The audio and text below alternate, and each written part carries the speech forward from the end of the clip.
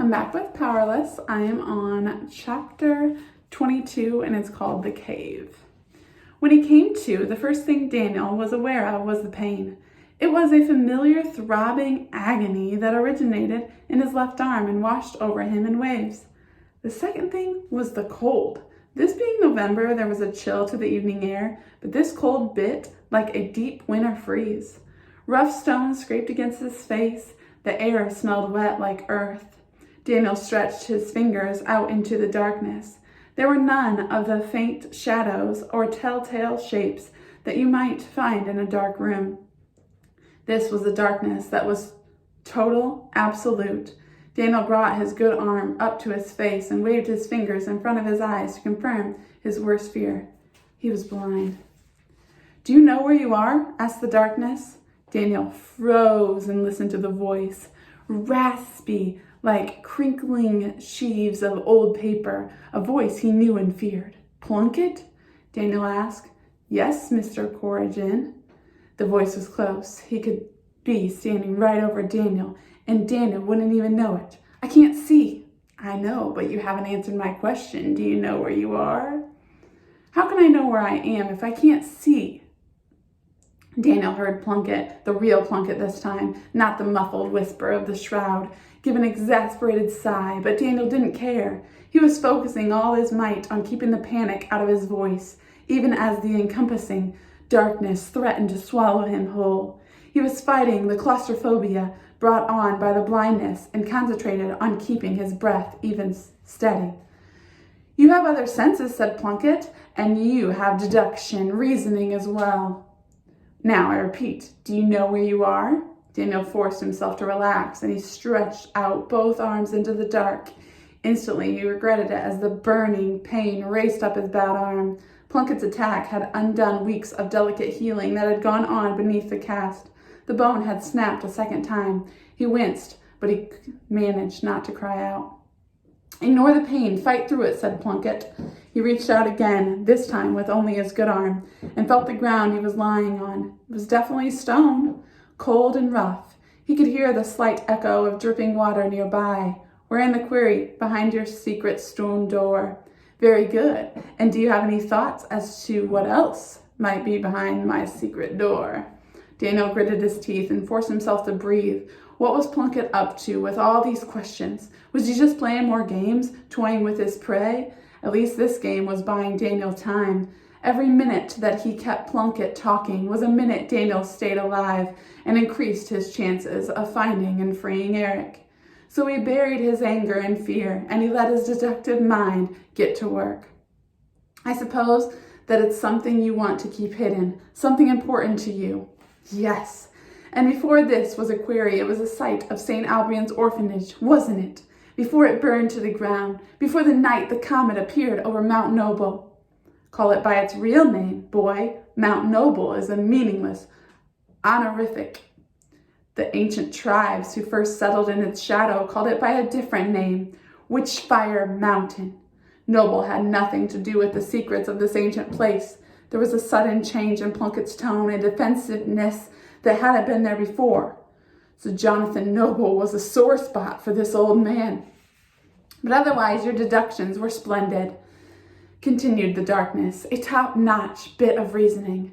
Daniel's vision exploded in a field of white, of shooting stars. It was more than a blindfold being ripped off his eyes. It was darkness itself peeling away from his eyelids. The pain was excruciating. When his vision cleared, his now tender eyes focused immediately on his adversary, Herman Plunkett, the Shroud. He was sitting across from Daniel in a very different chair from the overstuffed recliner in his library. This one was made of stone and earth, and it appeared to be dug out of a very cave wall. Plunkett was playing with a strand of darkness, the same cold darkness that had just been peeled from around Daniel's eyes. It was thin like a fine filament string, yet fluid, ebbing and flowing between Plunkett's fingers. There were other strands of the stuff here and there about Plunkett's body as well, the remains of Plunkett's villainous shroud disguise. Plunkett merely watched as Daniel examined the rest of his surroundings, as he suspected he was in a limestone cave. Daniel could feel the cold wind of a draft upon his face. A kerosene lantern provided feeble light, enough to see by at least, but the shadows swallowed up everything beyond this small patch of light. So there was no telling how deep the cave went or how tall its ceiling was. Daniel could see well enough, however, to make out Eric's body lying a few feet away. His friend was breathing softly, easily, but was unconscious. Beyond Eric was a small alcove, into which was set the massive rolling door that Daniel had seen from the outside. It was, of course, sealed tight, and the walls were covered in pictures. They were etched and stained into the very stone, scenes of battle, of hunting and worship. The artwork was primitive and reminded Daniel of the cave paintings in Europe he'd seen pictures of at school. These paintings were better preserved, though, and in most places the color was still vibrant, the detail remarkable. These paintings had been hidden from the elements and from prying humanity for many years. Behind Plunkett's chair was another kind of mural, a collage of photographs, framed and hung with care from the rocky wall like family pictures in a hallway. Such a modern affection looked out over the place in the ancient cave. "They tell the story of this mountain," said Plunkett, gesturing to the painted walls. "This place had stories many thousands of years before our ancestors walked its forests. We are such a funny race, humans, compelled to scratch our lives out in ink on paper or rock, whether it's a limestone wall or the pulp pages of a comic book. I suspect it's hardwired in our DNA, the urge to record our lives." Daniel said nothing, but he thought of the drawings that lined the walls back in the tree fort, generations of extraordinary children who scribbled down a record of their lives in pencil and crayon. As if reading Daniel's mind, Plunkett pointed to the framed photographs behind him. "These are my humble contributions to history, a wall of remembrance for those who came before me, my hall of would-be heroes." Daniel squinted at the photos, and though it was too dark to see any details from where he was lying, one thing was certain. They were all pictures of children, generations of children. "So you collect what? Pictures of your victims from over the years?" "Victims? Hardly. I saved each and every one of those children. I saved them from themselves." "So we are in Mount Noble. Witchfire Mountain." "Yes," Plunkett smiled, resting comfortably in the belly of the beast. That turn of phrase sent a chill through Daniel. He didn't like to think about resting in the belly of anything. "And what about my friends?" Daniel asked, remembering the sight of their bodies strewn around the ground. "Are they all right?" "They are fine. They were a bit stunned by my grand entrance, but no permanent damage was done. In fact, I believe they are all on the way to rescue you, even now." Daniel let go a sigh of relief, and with its greatest fear that his friends had been hurt, or worse, in the confrontation with the shroud. "Interesting move, recruiting the Cudens boy to use against me. Here I have taken away your king," said Plunkett, gesturing to Eric's still form, "and you go and move one of your pawns to replace him." That took first-class strategic thinking. Plunkett leaned in close, his creepy eyes wide. "Do you play chess, Daniel?" "Yes." "Good. I'm glad my metaphors at least aren't wasted on you." "Wasted on me? What are you talking about? You kidnapped me, attacked my friends." Daniel knew that he might be pushing it too far. He feared the anger lurking inside the old villain, but he didn't stop. These games had gone far enough. "Why don't you just end all of this?" To his surprise, Plunkett just smiled. "You are burning with questions, aren't you? Always a detective, even to the bitter end. I like that about you." "Very well, ask away. I will indulge you with an answer or two. You will find that I can be generous when it suits me. Just ask." "Okay then, who are you? Really, are you Herman Plunkett, or are you the Shroud?" "Where does Herman end and the Shroud begin?" Plunkett said. "Is the Shroud Herman's secret identity, or is the Herman the Shroud's secret identity?" Plunkett chuckled, and Daniel squirmed at the sound of the laughter. There was a frayed edge to the old man's voice that had been well hidden until now. "So everything you told me was a lie. You lied to me and framed Eric for it all." "Not everything was a lie. I told you what you needed to know, and I fed you the information that suited me and my purposes. It's true that I used you to turn your friends against each other, But it was necessary, I assure you. The special children of Noble Green were no match for my power until you showed up and began uniting them against me. I couldn't have you all standing together, so I manipulated you to get you and your friends away from Eric. And without his strength and the rest of your friends, will be little bother. Even with the help of that Clay Cuttins boy. I brought you here in part to say thank you. Daniel bit back the urge to tell him where to put his thanks. Instead, he decided to press him for more information. What is this place? A hidden network of caves that runs throughout the mountain. They were used as homes by the primitive people many thousands of years ago. Most lacked long ago. This one was uncovered only by chance by the Quarry Company, which I own, of course. Plunkett sat back in his chair, his face practically breaking with that smug grin of his. That smile made Daniel sick to his stomach. Still, there had to be some value in keeping him talking. Plunkett had at least revealed that Molly and the others were on their way to rescue him, though they did not seem to worry the villain in the slightest. It was up to Daniel then to discover something that they could turn to their advantage. Daniel's fascination with Sherlock Holmes came from Holmes' mastery of the details. Holmes viewed every situation as a giant puzzle, and the details that ordinary people missed were often the pieces that put it all together.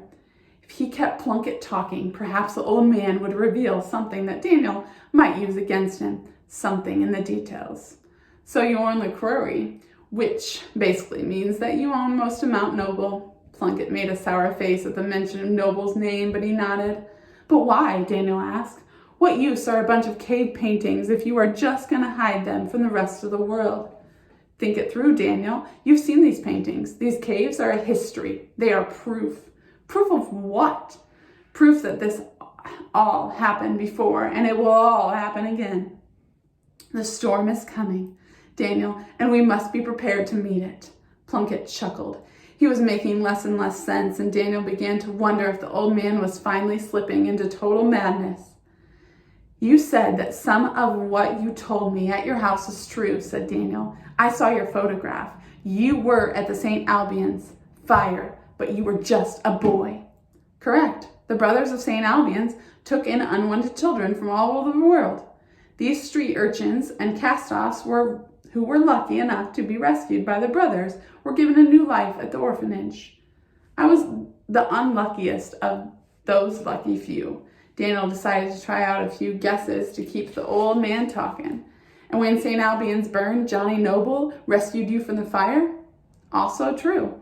Johnny saved the children of St. Albans. I watched it all happen. I witnessed how all the great gifts were bestowed that night. When the meteor struck the orphanage, the whole place was consumed in green flame, the color of a distant star. It moved like a thing alive, and it killed without mercy, a witch fire. It would have taken the children too, if not for Johnny Noble. Stupid lucky Johnny, a dumb backwoods trapper who saw the fire fall from the sky and ran in to help. Without a second thought, he charged into the inferno and emerged different. It was something in the smoke, I think, something that got into their lungs. It would not kill them, so it changed them. It transformed them all. The old man's face contorted with rage. All but one. All but Herman Plunkett. Poor, picked-on Herman, who was hiding in the outhouse when the meteor hit. Poor Herman, who escaped the flames and missed the chance to become a god. Daniel was afraid of the white-hot anger in Plunkett's eyes, but he had to go on. There was a question that had to have the answer to. And my Graham? Plunkett's rage instantly dimmed, and his shrunken little body sank in his seat. For the first time, he seemed unwilling to meet Daniel's gaze. Yes, her power was the strongest of them all, next to Johnny's, of course. When she flew, Daniel, you should have seen her. She shone so bright like the sun. Daniel pictured Graham lying in her bed, so sick, so frail. And you took it from her? He said through gritted teeth. You stole it all away? No! Shouted Plunkett on his feet. Not her. I didn't mean to. It wasn't my fault. Plunkett began pacing back and forth, wringing his hands as he went. The little trails of darkness followed his every move. You have to understand at first, I didn't know how to control it. And I would never have done that to Eileen if I'd known then. I was never a popular boy in all the orphans of St. Albans. She was the only one who showed me a bit of kindness. I was fond of her. Plunkett's eyes grew distant again as he remembered. I saw what they could do. They emerged from the fire, changed, all of them. I watched as they used the powers, hesitantly at first, then bolder and bolder each day. It was only a matter of time before they were discovered. Noble disappeared soon after the fire, the coward, and he left behind a dangerous legacy. Unchecked, all that power in his hands of children, he abandoned them. He abandoned us. And it was only my bad luck that I wasn't one of them. I became obsessed, I admit it. I stalked the old burned out ruins of the orphanage for some answer, some clue as to why or how this had happened. Eventually, my obsession paid off. In the rubble, I found a black stone, a piece of the actual meteorite that had ignited the fire. I was ecstatic at the time. I supposed that the stone might give me powers like the others. I nearly broke my neck jumping from trees with the stone clutched to my hands. I nearly burned myself alive trying to recreate the magic fire, but nothing worked. All I got for my troubles were bruises and singed eyebrows. He was trying to do the powers because he found the meteorite. The disappointment was just too much. I went to Eileen and broke down in her arms. She had continued to be kind to me, even though I was more an outcast than ever. She even took me flying, Daniel. Plunkett stopped now and wiped at one of his own eyes. He had a faraway look on his face, and his mouth was twisted horribly. Whatever he was remembering, it was tugging at the old man's soul. I didn't mean to do it. One minute Eileen was holding me, and the next she was lying on the floor. She was breathing, but her skin was cold. But I was filled with flame. It was the meteorite, you see. In my desperation, I showed her the stone, and when she touched it, the meteor gave her powers. And the meteor took them away and gave them to me. The stone acted like a kind of siphon. Eileen's power came to me through the stone, only it changed. Rather than being filled with a bright light, I was consumed by darkness, my darkness, and it did whatever I wanted it to do. When Eileen awoke, she had no memory of what had happened to her or of her powers. The powers protect their secret well, and when they left her, they took her memories with them, and I now had a secret of my own. Over the next few years, I discovered that I needed to replenish the powers of the stone every so often. It needed to feed so that I might stay strong. The other children of St. Albans would have grown up to become menaces to society, bullies with the powers of gods. I took it upon myself to prevent such a strategy. One by one, I took their power for my own power. But in time, he returned. After years away, Johnny Noble returned to Noble's Green. Somehow he knew what I had been doing, and like a delinquent father, he dared to come here and tell me to stop. He didn't understand what I was trying to do, how I was trying to save the world. He dared to oppose me, to lecture me like I was still a grubby little orphan child. But with the stone, I now had powers of my own. We fought here on the slopes of the mountain. Johnny was so much more powerful than I expected. That first generations of supers, as you call them, was much stronger than those milksops you call friends. The powers have scattered and spread over the generations. Eric here is remarkable because he can fly and possesses strength. The Lee girl has sped to accentuate her flight. But back then, there was no limit to the powers a single child might have. You can't imagine how strong Johnny was. He was a grown man, and since I'd only ever fought children, I underestimated him. In the end, I lost. I barely escaped. After that defeat, I resolved to hide and plan. I would face Johnny Noble again, and this time, I would be ready for him. Unfortunately, I didn't get the chance. The Second World War began, and Johnny left for Europe. He never returned. I don't know if he survived the war or not, but I never saw him again regardless. I stared at the comic books, at my personal revenge fantasy, but in time, I found that it gave me great satisfaction to dream up Johnny's exploits and to profit off of them. When you came to see me bearing those old books, well, the irony just was too delicious to ignore. Daniel made a face at the memory of that encounter. So all because of the meteor. A meteor hits and Noble's Green instantly becomes a town full of super children. Plunkett glowed at him. No, I did not say that. The meteor had struck St. Albans was certainly part of the Witchfire Comet. The alien energy from the comet changes humans somehow. The phenomenon is rare. And though certain children continue to display abilities similar to the orphans, none of the succeeding generations were nearly as powerful as the first. I don't know exactly how these powers are passed on. A recessive gene, perhaps. It's a mystery I've yet to solve. Plunkett rubbed his chin and frowned. The fact that some things about this place still baffled the old villain gave Daniel a small bit of satisfaction. So the rules and all that, Daniel said, pressing him further. That was all of you? Of course, answered Plunkett. Without Johnny to stop me, my path to power was assured. But I still needed order, a way to control the children while protecting my secret. And how else do you control a group of rowdy children? You give them rules to follow. But in the end, you become a villain, not a hero. I am the Earth's greatest hero, shouted Plunkett, startling Daniel. For 70 years, I've kept this world from being overrun by these menaces.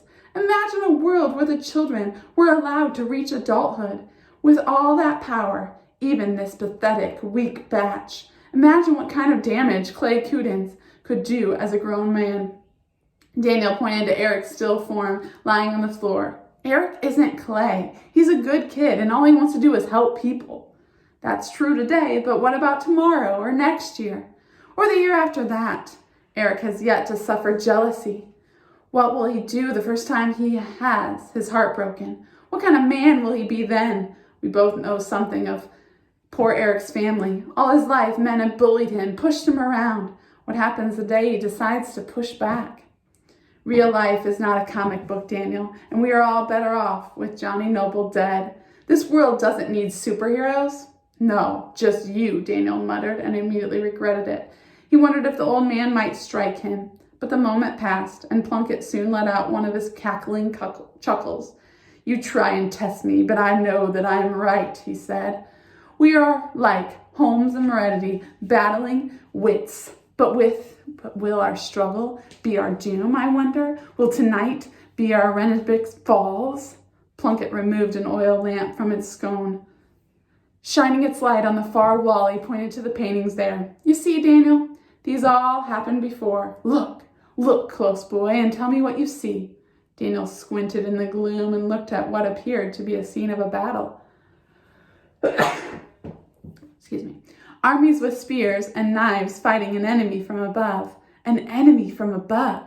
They're flying, said Daniel. Yes, the tribes here fought a war that could not be won. Against the very gods themselves. Plunkett walked along the wall, illuminating the illustrated scenes as he went.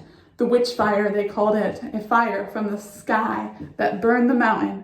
It came only once in many generations, and only the very eldest of them would live to see it twice. They thought it was an evil spirit that lit the sky and burned the forest, scaring away the game that the tribes depended on for survival. Finally, one year, a generation of young warriors set out to meet the spirits of the witchfire in battle. The meteor fell from the sky, and 20 young men marched out to meet him. 7 returned, and they came back changed. They left as boys, and they came back something more. The 7 young warriors started out as protectors, but as they grew older, they became enemies of the tribe, all of the tribes. In time, they destroyed an entire people because no one was strong enough to challenge their power. In time, they destroyed themselves. That is the secret of the mountain, Daniel, but it's more than the past. It's the future, and I'm trying to prevent. By studying the cave paintings and by studying the geology of this place, I've calculated that the witchfire comet or spirit or whatever it is returns to this place every 70 or so years. Daniel did the math quickly in his head. That means that it's coming back, and when it does, we must be ready. We? Plunkett nodded, his voice softening. It is presumptuous of me to think that I can defend this world alone. I'm an old man. And though the power of the stone has granted me the strength to live a long life, No one is immortal. Every man must leave behind a legacy. When the sky lights up with fire again, there will be born an entirely new generation of super beings. But they will be more powerful than the weak, deluded children of today. They will be like the gods of old, pure, strong, and dangerous. Plunkett reached into his sweater pocket and withdrew a small ring. It looked as if it was carved from coal, but there was a slight emerald sheen to it in its lantern light. With my powers, it was an easy thing to make myself a rich man. The company that dug this quarry was just one of many that I owned. A limestone quarry was simply a convenient cover for the real work going on here, the real quest. We dug this quarry not to search for limestone, but to find this. What is that? Daniel asked, though he already knew the answer. Plunkett fingered the ring. It took years of digging and many millions of dollars to scrape together enough fragments of meteorite from the layers of rock and earth just to fashion this ring. A second weapon to defend against the future. Plunkett held out his hands, the ring glittering in his palm. But it was worth it, so that I might have an ally as successor. That's what this is all about? Asked Daniel, incredulous. You're the perfect choice. You're smart, you're brave, and most importantly, you are not one of them. You're an outsider, just like I was. I never had a family, and there was no one to carry on when I'm gone. Fate brought us together, and you can't fight fate, Daniel. Fate was delivered to me, Eileen's grandson, and together we will keep this world safe. You will come to understand the wisdom of what I do and why I do it. I'm offering you a greater gift than has ever been offered. You can finally fly, Daniel. With time, you'll be able to do anything you want. He's trying to convince Daniel to be the next shroud. Daniel stared at the ring in Plunkett's hand. It was as if someone had taken the ground out from underneath his feet, and he was dizzy, poised to fall, with only Plunkett's words holding him up. What will it do? Daniel asked, his voice barely a whisper. Will it make me be like you? No, Daniel, it will make you like him, Plunkett said, pointing to Eric's still form. All of his power will become yours if you are brave enough to take it on. Daniel hardly heard the stone door moving behind him. He was only dimly aware of the sound of Molly's voice calling his name from somewhere far away. For the last 3 months, Daniel had watched his friends do the impossible. He'd flown with them, played with them, and even occasionally fought against them, all the while weighed down by the knowledge that he would never be like them. Daniel knew what envy was. It was the ugliest of emotions. He was jealous. Plunkett was proof of that, but until now, he had been able to keep his hidden deep down. It was easy when he had no other choice, but now here was Daniel's chance to be special, to be more than a new kid, to be powerful. Daniel reached out and Plunkett dropped the ring into his palm. It felt cold and heavy in his hand, but he didn't put it on. He just stared at it, and beyond, he was aware of Eric's helpless form stirring in the dark. Good, Daniel, Plunkett said as the tendrils of darkness slithered around the old man's body. The blackness flowed out from a burning ball of green flame beneath his sweater, and its tentacles snaked through the folds of the clothing and wrapped around him until he was once again a living shadow. Now, he said in the shroud's throaty whisper, it's time to show your friends what real power is. Okay, do you think Daniel's going to become the shroud? Do you think he's going to take it? We'll see what happens next. That's the end of chapter 22.